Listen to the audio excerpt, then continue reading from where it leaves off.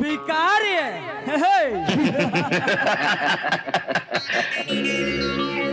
ಭಿಕಾರಿ ಅಲ್ಲಲೇ ಇನ್ನು 7-8 ವರ್ಷದಾಗ square foot ಹೊಡೆಯೋದನ್ನ ಈಗ ನಿಮ್ಮಂತ ಹಣದ ಮದ ಮೋಹ ಅಂದ ಕಾರಣದಲ್ಲಿ ಮೆರೆಯುತ್ತಿರುವ ನಿಮ್ಮಂತ ಸೊಕ್ಕಿನ ಶ್ರೀಮಂತರ ಪಾಲಿಗೆ ಶಿಕಾರಿ ನಿನ್ನ ಕೋಪು ಇಳಿಸಲು ಬಂದ ಅಧಿಕಾರಿ. ಬಿಡ ನನ್ನ ಕೈನ, ಬಿಡ ನನ್ನ ಕೈನ, ಕೈ ಬಿಡು.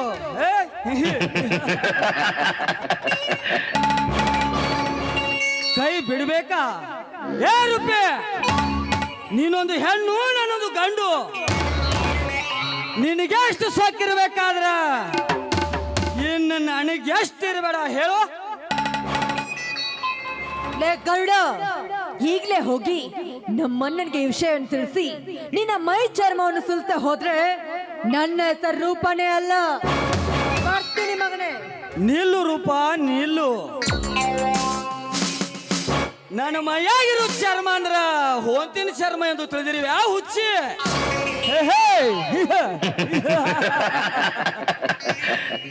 ಲೇ ಅದ್ಯಾವ ಸೀಮೆ ಸೂರ ಸರ್ದಾರಲೇ ಆ ನಿನ್ನ ನರನಾಗ. ಲೇ ರೂಪ, ಇದುವರೆಗೂ ನನ್ನ ಮುಂದೆ ನಿಂತ ಮಾತನಾಡಿದ ಹೆಣ್ಣುಗಳೇ ಇಲ್ಲ. ಅಂಥದ್ರಲ್ಲಿ ನನಗೆ ಹೊಡೆಯಲು ಕೈ ಎತ್ತಿದ್ಯಾ? ಆ ತಪ್ಪಿಗೆ ಶಿಕ್ಷೆ ಅನುಭವಿಸಲೇಬೇಕು. ಯಾವ ಶಿಕ್ಷೆ? ಅದು ನಿನ್ನ ಅಮೃತ ಕಂಠದಿಂದ ಒಂದು ಇಂಪಾದ ಗೀತೆಯನ್ನು ಹಾಡಿ ಕುಣಿದು ಕುಪ್ಪಳಿಸಿ ಈ ಗರುಡನ ಮನ ತಣ್ಣಗಾಗುವಂತೆ ಮಾಡಬೇಕು. ಅದೇ ಈ ಗರುಡ ಕೊಡ್ತಿರೋ ಘೋರ ಶಿಕ್ಷೆ. ನೋ, ನನ್ಗೆ ಹಾಡ್ಲಿಕ್ಕೆ ಬರುವುದಿಲ್ಲ. ಹಾಡಲಿಲ್ಲ ಅಂದ್ರೆ ನೀನೇ ಇಲ್ಲ. ಅಯ್ಯೋ, ಇವನು ಹೇಳಿದಂತೆ ಹಾಡಿ ಈ ಕಾಮುಕನಿಂದ ನಾನು ಪಾರಾಗ್ಲೇಬೇಕು.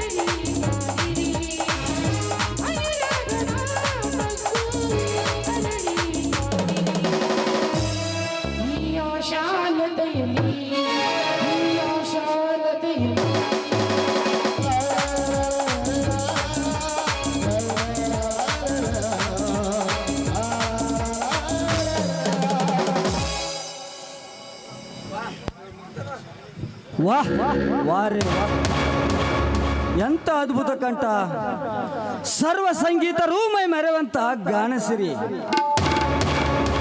ಎಷ್ಟು ವರ್ಣಿಸಿದರೂ ಸಾಲದು ನಿನ್ನನ್ನು. ಲೇ ಗರುಡ, ನಿನ್ನ ಹೊಗಳಿಕೆ ಮಾತುಗಳು ನನಗೆ ಬೇಕಾಗಿಲ್ಲ.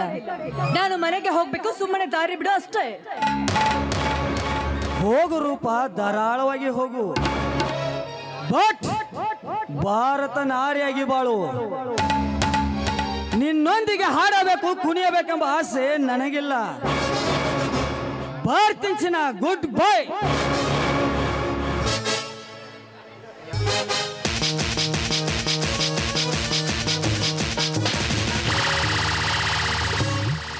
ಯಾರಿವನು?